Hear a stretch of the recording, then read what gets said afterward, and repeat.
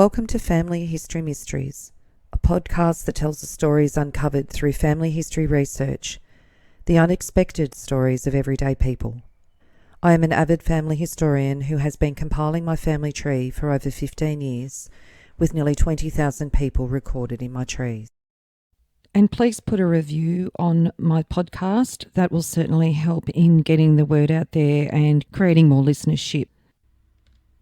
Episode 212, Thomas Millear. In the Perth Inquirer and Commercial News on the 29th of May 1896, there was an article titled A Wealthy Squatter, Melbourne. A substantial addition to the revenue was made today when the duty was paid at the probate office on the estate of the late Mr. Thomas Millear, formerly of Wanganella near Dinnilequin, pastoralist. The value of his estate in Victoria was sworn in at £766,000. Thomas Millear was born on the 16th of February 1834 at Edgarley at Glastonbury, Somerset, England. He was the eldest child of Thomas Millear Sr. and Eliza Norris. Thomas arrived in the colony of Victoria in 1858 and he initially managed Greenvale near Wycliffe. On the 3rd of July 1862 he married Nancy Mack at Berrybank at Cressy near Ballarat in Victoria in a joint wedding between Catherine Mack, Nancy's sister, and Albert Austin.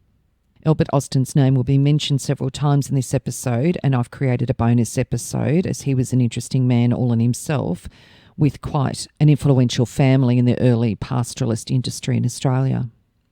Nancy and Catherine had been born in Tasmania to Anna Austin, who was English. Her uncle, Thomas Austin, was famous for bringing rabbits to Australia and built an impressive mansion for his wife at Winchelsea, Victoria, and his property was called Barwon Park. And Joseph Gardner Mack, who was Scottish. They'd married at New Norfolk, Tasmania in January 1836. Nancy was their second child of 11. Thomas and Nancy leased Greenvale at Wycliffe from Nancy's uncle James Austin, and then they co-owned with Josiah Austin and Thomas Maidment. All 6 of their children were born at Greenvale. On the dissolution of the partnership with Josiah Austin and Thomas Maidment in 1877, Thomas bought 18,390 acres of Greenvale's northern section and named it Edgarley after his boyhood home in Somerset, England. In the same year, a firm of Melbourne architects, Arthur Ebden Johnson and Alfred Louis Smith, designed the house, the shearing shed and quarters, stables and a manager's cottage. All were built from blue stone quarried on the property, and stonemasons walked from Melbourne to complete the job. The country was naturally treeless, and 600 acres of trees, mostly blue gums, were planted for shelter. Thomas and his brother-in-law Albert Austin also acquired several stations in New South Wales, including the Wanganella property near Dinnilequin, which they bought in 1878 from the Pepin brothers, along with the entire double stud and half of the general stud. The 2 brothers-in-law carried on the partnership, with Millear being responsible for the day-to-day management of the property and stud, and Austin living down on Elia in the Lake Bolac district in the Western District of Victoria. It was Millear that was the main contributor to the rapid rise and improvement of the Wanganella stud between 1878 and the dissolvement of the family partnership in 1894. They followed the breeding methods developed by the Pepins so successfully that the names Austin and Millear became synonymous with merino breeding. In 1888, Thomas Millear selected a draft of Wanganella stud ewes for his Victorian property, Edgarley at Willaura in the Western District of Victoria, and a second draft of 2,300 were transferred in 1891. These ewes then formed the nucleus of the Edgarley stud and flock. In 1889, the 20,000-acre property Willow Park, which was situated on the southern boundary of both Wanganella and Wanganella Estate, was purchased and renamed Dinnilequin Stud Park, for by now the demand for Millear rams by the pastoralists was so great that Edgarley wasn't able to breed enough, so a second stud was formed and run on the Dinnilequin property. In 1894, the owners decided to divide the property and stud. Not only were they brothers-in-law but lifelong friends, and they devised an equitable process for the division. The 2 partners drew straws, with the winner taking half of the property which he selected, and the other had the first selection of stud sheep. Albert drew the long straw, which meant that the western half, 31,500 acres, with its entire infrastructure stayed in the hands of the Austin family, and the eastern half of 26,500 acres was retained by the Millear family. The real prize was the stud sheep, and Millear had the opportunity to take control of all the top stud sheep. He, being the main controller of the Wanganella stud, knew exactly which sheep were best, so the famous Pepin double stud and other top sheep went to Wanganella Estate, with these sheep now being run on the eastern portion of the property that was renamed Wanganella Estate. This meaning that Thomas Millear had to build complete station infrastructure, including a homestead, shearing and ram sheds and yards and other outbuildings. In 1890, a further 4,000-acre portion of Greenvale was purchased, making the entire Edgarley estate at 22,500 acres. Thomas then left Edgarley to his son, Thomas Jr., and moved into his new homestead that he built at Wanganella Estate. This was destroyed in fire in 1937. The homestead was designed by the esteemed Melbourne architect Walter Butler, who'd also designed homes for Dame Nellie Melba, her home combe in Coldstream. When Thomas transferred Edgarley to his son Thomas, the Edgarley stud was taken to Wanganella Estate. From 1877 until almost the turn of the century, the only pursuit was grazing, and as many as 22,000 sheep were shorn in 1 year. Thomas died on the 27th of November 1895 in Deniliquin and is buried at the Ballarat Old Cemetery. In the Melbourne Australiasian on the 30th November 1895, there's an obituary for the late Thomas Millear. Sheep breeders all over Australia will learn with regret the unexpected decease of Mr. Thomas Millear, one of the proprietors of the famous Wanganella flock of stud merinos. About 2 years ago, Mr. Millear suffered from a severe attack of illness, but it was generally understood amongst his friends that he'd almost regained his former robust health. The deceased gentleman was an old resident of the Western District of Victoria, and ever since he arrived in the colony, he devoted his whole attention to pastoral pursuits. For the development of this important industry, he was well fitted by the possession of those natural qualifications without which no one can hope to become an eminent breeder of stud stock. It was in no small degree owing to his judgment and knowledge of stock breeding that the famous Wanganella flock has for so many years maintained its place in the very front rank of Australian merinos. Last year, Mr. Millear and Mr. Austin, the proprietors of Wanganella, divided the estate and stud flock, and Mr. Millear elected to reside on that portion of the estate which fell to his share, in order that he may pay closer attention to the breeding of stud sheep. He built a handsome mansion in which, however, he did not reside long. In Mr. Millear, Australia has lost a good citizen and one of the foremost sheep breeders of his time. And on the 14th of February 1896 in the Ararat Advertiser and Chronicle for the Stawell and Wimmera districts, the will of the late Mr. Thomas Millear. The will dated the 6th of August 1894 of Thomas Millear, late of Wanganella near Deniliquin, New South Wales, who died on the 27th of November 1895, has been lodged for probate. The deceased left real estate in Victoria valued at £188,000, of which £48,000 is realty and £118,000 is personalty. He bequeaths to his wife Nancy Millear all of his watches, trinkets and personal effects, and the life of the household furniture, plates, linens, buggies, horses and milch cows in or about the dwelling house on the Wanganella estate, a legacy of £500 and an annuity of £2,000 a year during her life, of which £1,500 is to be a charge on the Edgarley estate and £500 to be paid out of the income of the share to which his daughter Alice would become entitled. He devises his freehold estate, known as Edgarley, near Wycliffe Road, together with stock and plant to his son Thomas Millear, subject to the charge above mentioned. The residue of the estate is left to the trustees upon trust to realise, but the Wanganella estate is not to be sold during the lifetime of his wife without her written consent. Out of the estate so realised, a sum of £30,000 is to be appropriated for each of the testator's daughters, and the residue of the estate is to be divided amongst his children equally. In 1899, share farming was established on Edgarley, and by 1910, 23 tenant farmers occupied 6,000 acres. Pastures were improved, and the demand for land suitable for growing wheat was satisfied. In the 1930s, part of Edgarley were divided into Eastleigh and Wanganella to accommodate Thomas Millear's youngest sons, James, Spencer and Wilfred. Members of the Millear family continued to farm these properties today, with sheep and cropping remaining the two main enterprises. After the Second World War, 5,000 acres of Edgarley were taken up for soldier settlement, and 8 returned servicemen were allocated farms. Land was donated by the Millear family for the establishment of the Willaura Recreation Reserve, the hospital, the Anglican church and the Vicarage Swamp walking track is also on Millear property.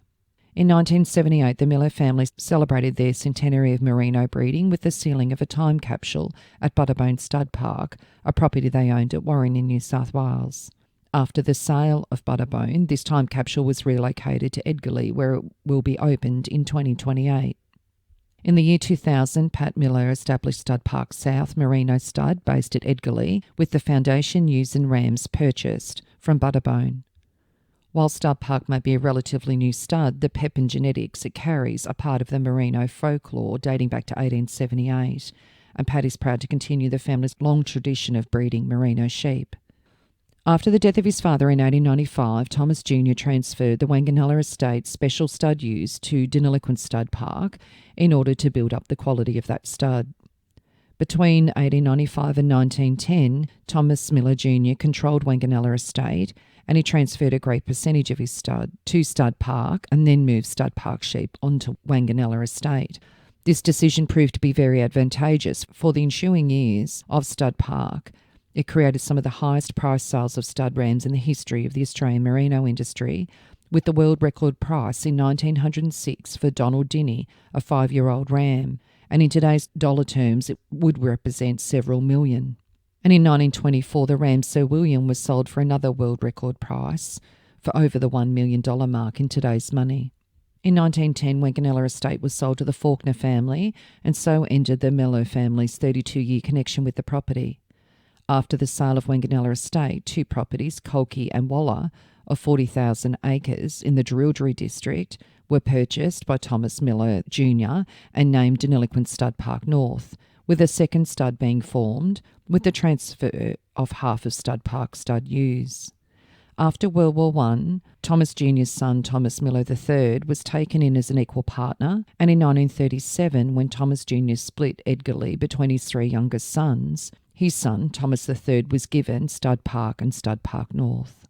So the children of Thomas, the firstborn was Thomas Jr. He was born on the 21st of April 1866 at Greenvale in Wycliffe, Victoria, and he married Rosa Elizabeth Fallows in Toorak on the 5th of July 1893. They had 6 children. He died on the 14th of December 1940 at Willaura in Victoria, and the funeral of Thomas Miller was outlined in the Melbourne Argus. There was a very large attendance at the funeral yesterday afternoon of Thomas Miller, who died at his home, Edgarley, Willaura, on Saturday morning. The cortege was nearly 3/4 of a mile long. Bishop Baker, Bishop of Ballarat, conducted the service at the home and at the gravesite at Willaura Cemetery. The chief mourners were Mr. Miller's 4 sons, Thomas, James, Spencer and Wilfred, and his son-in-law, Mr. Paul Allen. One of the best-known pastoralists in Australia, Mr. Miller was the only son of the late Mr. Thomas Miller, an early pioneer of the Western District. He was educated at Melbourne Grammar School and was one of its greatest benefactors and took a keen interest in its management. He was a member of the school council for nearly 30 years and president of the Old Melburnians. He was best known as a breeder of high-class merino sheep of the Pepin Wanganella breed. In addition to Edgarley, 22,000 acres, he owned Stud Park Deniliquin, 12,000 acres, which he subsequently gave to his eldest son Thomas, and Stud Park North, 51,000 acres, 35 miles from Jerilderie, which he retained for his own use. In 1924, he purchased a portion of Butterbone Station, 51,000 acres near Warren, New South Wales, for his other sons, James, Spencer and Wilfred, naming it Butterbone Stud Park, and he also had a depot for stud sheep in Queensland. Subsequently, he subdivided the Edgarley property, retaining the homestead and 7,300 acres for himself, and giving the balance to his sons, Mr. J. A. Miller, taking Karuna, 5,000 acres, Mr. Spencer Miller, East Lee, 5,200 acres, and Wilfred Miller, Urrumalee, 4,890 acres. Mr. Miller was one of the first to realise the importance of superphosphates for pasture, and in 1910 he established 23 wheat farms on Edgarley, absorbing 6,000 acres, which were let to tenants on the share system. He also went in for pasture improvement, sowing clovers and ryegrass with the crops. He took a keen interest in local affairs and was for 30 years a member of the Ararat Shire Council, filling the office of president. He was several times president of the Australian Sheep Breeders Association and for 5 years president of the Australian Club, of which he was a trustee at the time of his death. Mrs. Miller, who survives her husband, is a daughter of the late Reverend Walter Fellows, vicar of St John's, Toorak. There are 4 sons already mentioned and 2 daughters, Mrs. Paul Allen of Corowa and Miss Miller. Their son, Thomas Jr., was born on the 4th of April 1896 at Edgarley. He enlisted in World War I on the 21st of June 1916 and fought in France. He was a gunner and was granted 6 months' leave and returned to Australia on the 1st of August 1919. He was discharged on the 12th of March 1920. He married Ruth Swanger in September 1923 in Victoria. They had 3 children and ran Stud Park. Their daughter Rosemary and her husband David Brady Lowing ran Stud Park after Thomas's death, and he died on the 4th of April 1963 in Deniliquin. On the 15th of July 1955 in The Farmer and Settler, it had a history piece on Thomas Miller, recalling the pioneers of the merino history. When the historic Wanganella property is mentioned, the name Miller is inseparable from that of Austin, since they were partners in its ownership from 1878 to 1894. The Millers, father and son, rendered invaluable service to the stud sheep rearing industry, and some of the family of the son are still associated with it. Thomas Miller was born on the 10th of February 1834 at Edgarley, near Glastonbury in Somersetshire. In 1858 he arrived in Victoria where, with 2 partners, he leased Greenvale Station, then owned by James Austin of Glastonbury, a brother of Thomas Austin of Barwon Park. Later he sold Greenvale, a 52,000-acre leasehold, and Avalon, about 13,000 acres, to Miller and his partners. Crossbred sheep were bred on Greenvale during the partnership. Miller and Albert Austin owned Pallel, Canoon and Murga in New South Wales. In 1877, the partnership in Greenvale was dissolved and Miller acquired the northern portion of the property. Miller and Albert Austin purchased Wanganella, a 45,000-acre holding, and gradually built it up to 58,000 acres, in which they ran 25,000 sheep. They continued to breed the Pepin Merinos and exhibited fleeces at various exhibitions in Melbourne, Adelaide and Sydney. The results were very favourable and a large proportion of entries won prizes. In 1894, the firm decided to divide equally the Wanganella property and stock. The proprietors held a limited auction amongst themselves for the first choice of the property, and Austin, being the highest bidder, chose the portion which the old homestead stood, while Miller took over the eastern half. The stud was also divided. The sheep of each age and family were drawn out and separated into 2 equal lots. In the case of the highest class of stud rams, 2 were drawn out as nearly as possible equal in character and placed in separate pens, the ownership of each pen decided by lot. Thomas Miller Sr. died in 1895 and his Wanganella Estate property was carried on by the trustees until 1912 when it was sold. Sheep from Wanganella Estate were continually in demand, and from 1,200 to 1,400 rams were sold annually. The trustees sold all but about 15 of the rams each year, which were kept for use on the property. The sheep had large and robust frames and carried tremendous fleeces which scoured well. The wool was noted for its length, softness and character. The estate sheep were notable for maintaining their wool-yielding capacity well into old age and for being able to impart these traits to their usual progeny to an unusual extent. Thomas Miller Jr. had a long and useful association with the sheep breeding industry. He was born at Greenvale Station, Victoria, on the 24th of April 1866, and in 1895, at his father's death, he succeeded to the Edgarley property. In 1898, he purchased 8,500 acres of Deniliquin and increased his holding to 11,800 acres by further purchases. This property he named Deniliquin Stud Park, and to it was transferred a stud formed at Edgarley by Thomas Miller Sr. in 1888. In 1891, another draft of 2,298 selected ewes from Wanganella was added.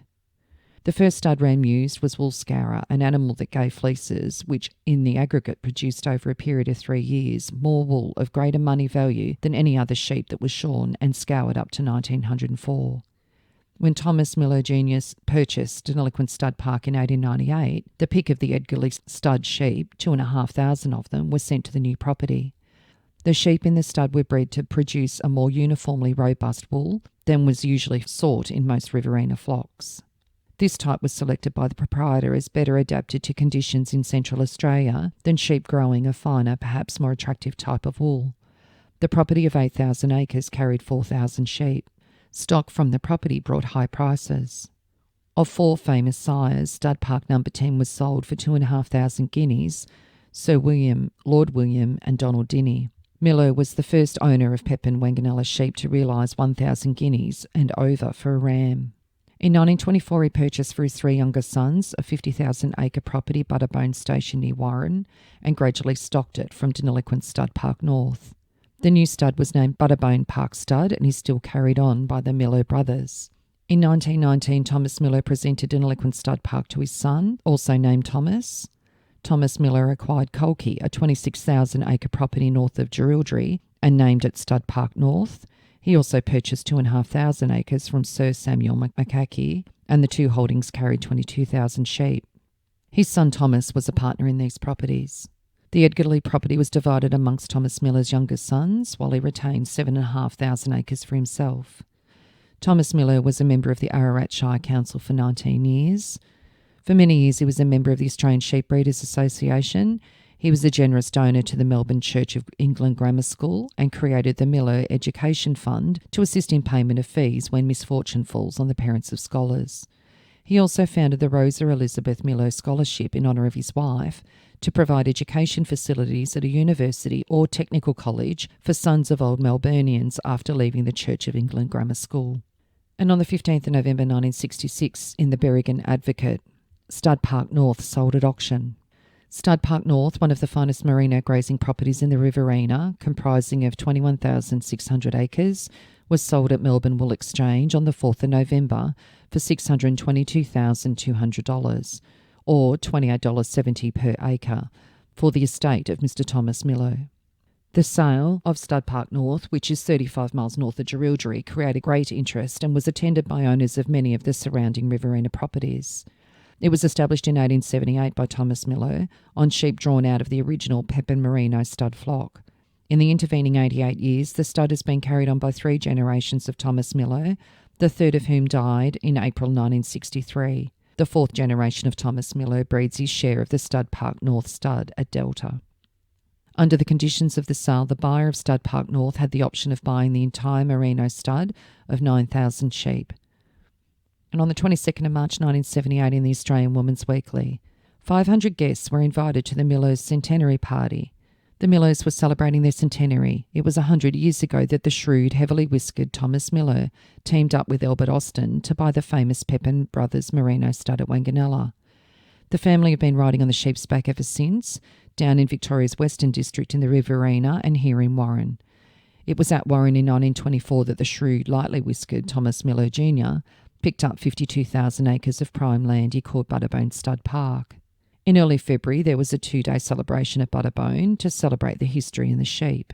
The old and new silver trophies were brought out, the ribbons, the shears, the first and last clip, and a portrait of Donald Dinny, the stud ram, who was sold for a record £1,200 in 1906. Nearly all the third, fourth and fifth generation Millears were there. Close to 500 clients and friends rolled into the dusty 20-kilometre driveway. Wally Gunn, who'd been buying Butterbone sheep for his property at Goondiwindi, Queensland for a third of a century, opened the Millear centenary sheep yards that the Jackaroos had built from irrigation pipes. Wally Gunn said, "I've never been dissatisfied with the stock. Buying sheep from the Millears was done with a shake of the hand or a nod of the head or a word. This is something you don't find in business today, and the sooner we get back to this method of trust in our country, the better." The young Millears popped a time capsule full of fleece, letters, centenary bottle openers and matches into the ground, and it will be dug up 50 years from now. In the third generation, there was 74-year-old James Millear, a small, sharp-eyed man with a penchant for talking and teasing his wife, Ruth, a determined, jolly woman who once worked as a matron in a Melbourne hospital. "I had to wait until I was 50 to meet her," sighed James. "I told her I was going to England for 3 weeks and that I'd take her with me if she married me. She did." Another third-generation Millear is Wilfred, 69, a tall, strong man, sharp-eyed and wary of speech. James and Wilfred had a brother Spencer, who died, but his widow Sylvia was there with 2 strapping sons, Ted and Tony, and their wives, Yana and Jenny. Their brother Jeff was back in Victoria, minding one of the other farms.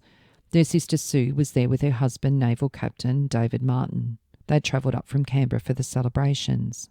2 of Wilfred's 4 girls had come with their husbands and families and 5th-generation children, at present numbered 9. Because the Millears and their cousins lived mainly in Victoria, they left a lot of inspiration and organisation of the centenary to David Richards, Butterbone's manager.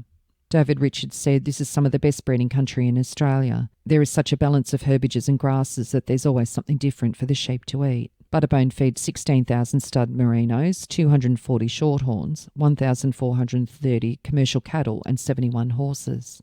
Butterbone has 7 jackaroos. We've had 120 jackaroos since 1928 and 40 of them have come back for the centenary. The 2-day centenary weekend wound up. The Presbyterian minister gave his blessing. Ted Miller told the crowd that sheep breeding was never meant to be easy. The Miller women cut the centenary cake. So I hope you enjoyed the interesting story of Thomas Miller coming out from England and making very much a success of himself as a pastoralist. If you are interested in sharing your story on my podcast, Family History Mysteries, please go to my Facebook page and send me a message.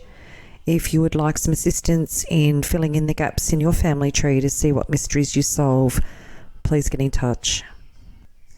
And don't forget, you can have early access to episodes by subscribing, and you'll also gain access to bonus episodes.